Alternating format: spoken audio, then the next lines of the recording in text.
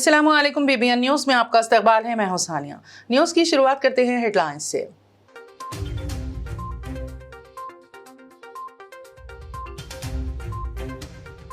Mumbai Pune express way पर खौफनाक सड़क हादसा, 5 अफराद हलाक, 3 दीगर जख्मी।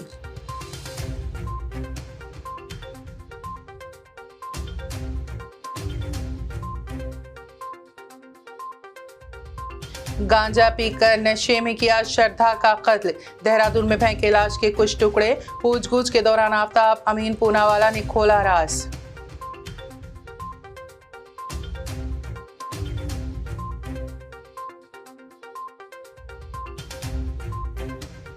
महाराष्ट्र के एक गांव की पंचायत का फैसला, 18 साल से कम उम्र बच्चों के मोबाइल के इस्तेमाल पर पाबंदी।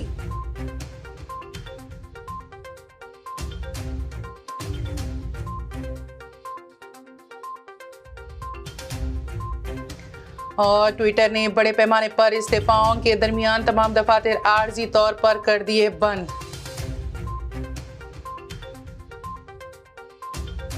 और अब खबरों की तफसील। रियासत महाराष्ट्र में जुमा की सुबह एक खौफनाक सड़क हादसा पेश आया। खोपोली इलाके के करीब मुंबई पुणे एक्सप्रेस वे पर एक कार के दूसरी गाड़ी से टकराने से 5 अफराद हलाक और 3 शदीद जख्मी हो गए। फौरी मिली इत्तलात के मुताबिक हुकाम ने बताया कि उनमें से 4 अफराद की मौके पर ही मौत हो गई और एक ने हॉस्पिटल ले जाते हुए दम तोड़ दिया। जख्मियों को MGM हॉस्पिटल में दाखिल कराया गया है।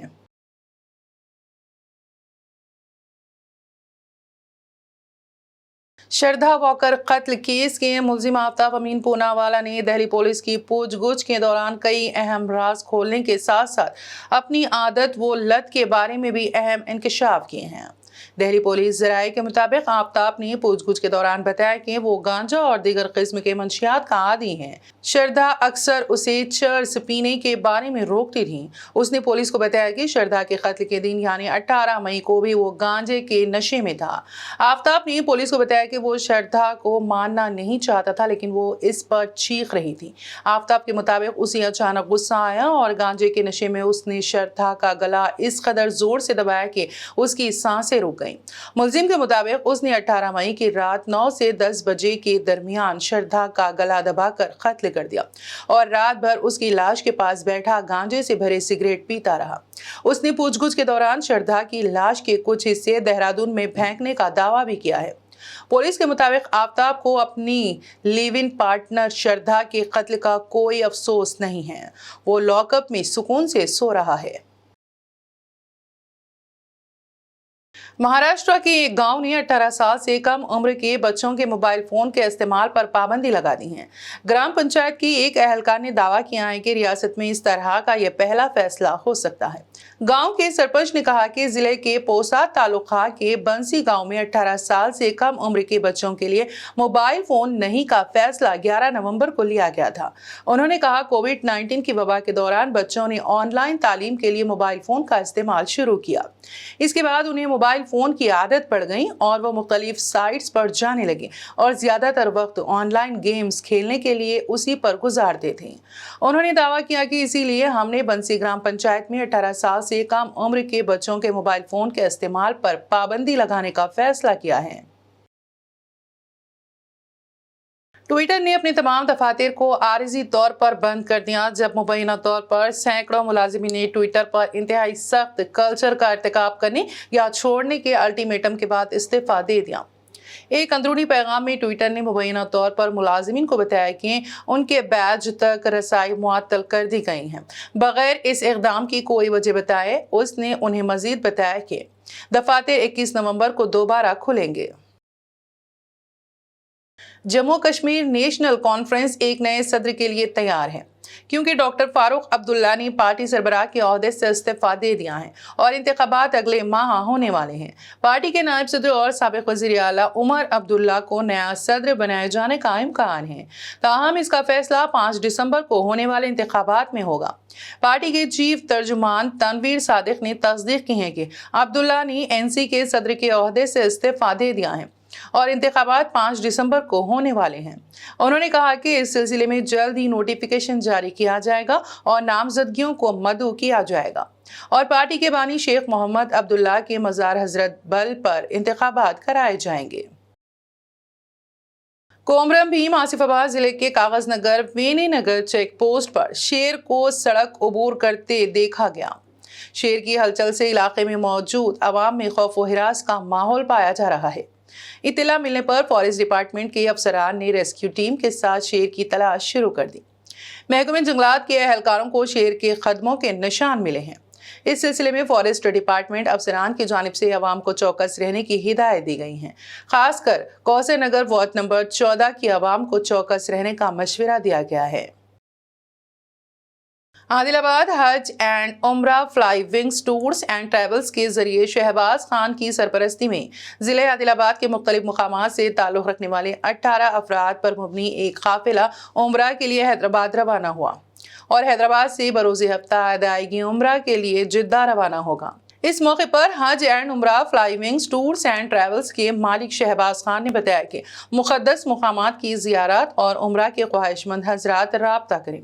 बगैर किसी परेशानी के उम्रा की ख्वाहिश रखने वाले अफराद के लिए फ्लाई विंग्स टूर्स तमाम सहूलियात फराहम कर रहा है।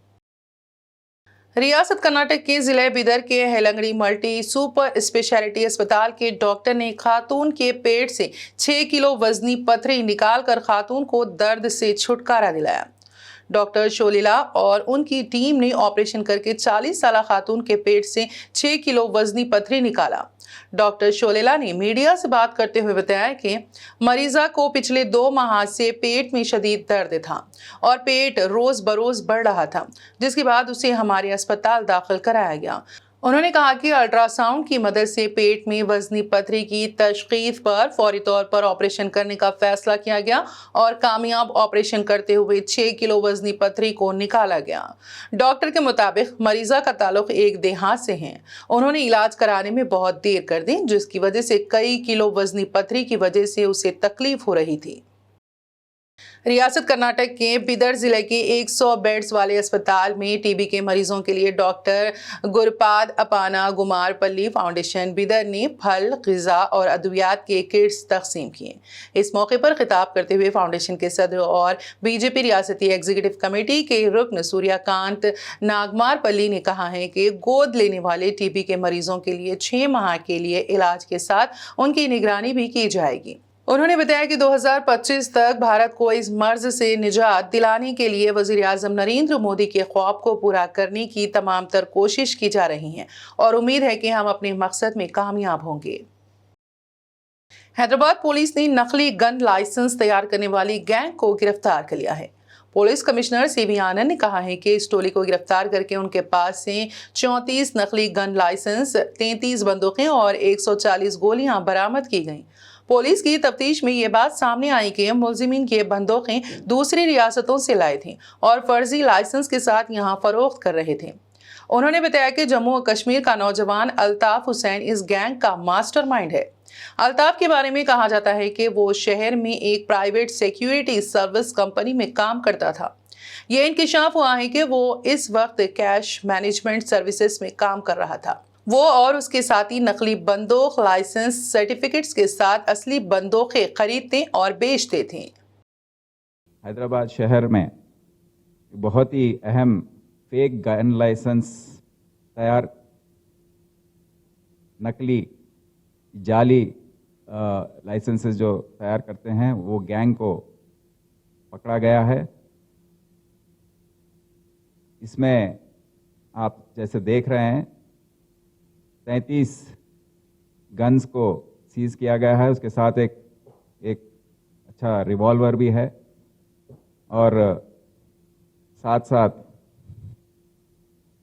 उसमें सिंगल बोर वेपन्स 30 हैं, डबल बोर वेपन्स 3 हैं, रिवॉल्वर 1 है, 140 राउंड्स हैं। फेक लाइसेंसेस जो तैयार करके इनको नौकरी दिला रहे हैं वो 140 या 34 और जो और लाइसेंस अभी तक जारी नहीं हुए हैं बट अभी देने वाले हैं वो 29 और स्टैम्प्ड वेपन लाइसेंसेस रेडी देने वाले वो 9 प्रेस स्टैम्प्स, ये ऐसे जो फेक सील्स हैं ये सब को सीज किया गया है। आप सब जानते हैं कि हैदराबाद शहर में और जो भी कमिश्नरेट्स हैं वहाँ पर पुलिस डिपार्टमेंट को सरकार ने ये अथॉरिटी दिया है कि गन लाइसेंसेस का जो पूरा जारी करना है, जो लाइसेंसेस देने हैं, वेरिफिकेशंस हैं या रिन्यूअल्स हैं, सबका अथॉरिटी कमिश्नर पुलिस और कमिश्नर पुलिस डीसीपीस को, एसएचएस को डेलीगेट किया हुआ अधिकार है और इसको सही ढंग से चलाना हमारा कर्तव्य है। अगर इस तरह फेक लाइसेंसेस लेकर लोग गन्स के साथ हमारे आवाम में घूमने लगेंगे तो सबको इसके ऊपर काफ़ी डेंजर है। और अब आखिर में एक नजर हेडलाइंस पर।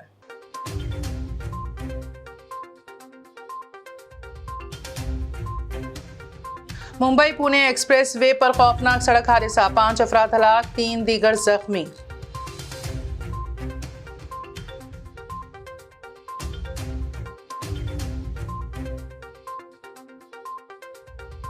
गांजा पीकर नशे में किया श्रद्धा का कत्ल, देहरादून में फेंके लाश के कुछ टुकड़े, पूछगछ के दौरान आफ्ताब अमीन पूनावाला ने खोला राज।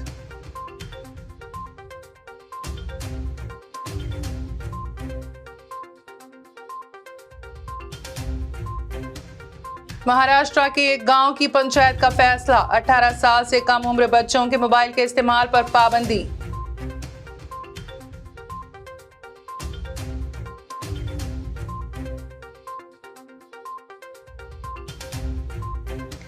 और ट्विटर ने बड़े पैमाने पर इस्तीफाओं के दरमियान तमाम दफातर आर्जी तौर पर कर दिए बंद।